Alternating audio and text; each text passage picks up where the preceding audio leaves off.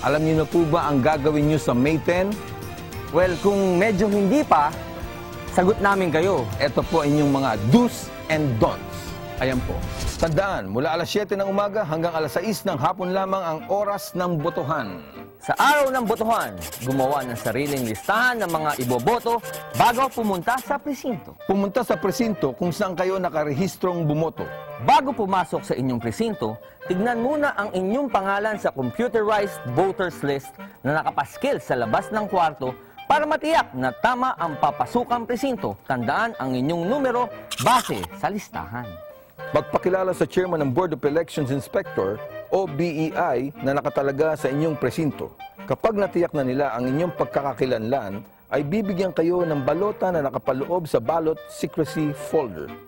Siguruhing blanco o walang marka ang mga oval sa inyong balota. Gamit ang marker ng COMELEC, i-shade ng mabuti ang oval ng pangalan ng inyong kandidatong nais iboto. Bawal maglagay ng labis o iba pang marka sa balota, ituturing kasing walang bisa o invalid ang inyong boto. Matapos bumoto, personal na ipasok na mabuti ang nasagutang balota sa Precinct Count Optical Scan o PCOS machine.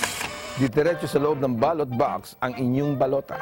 Bumalik sa Board of Election Inspectors sa inyong presinto para malagyan ng indelible ink ang inyong daliri.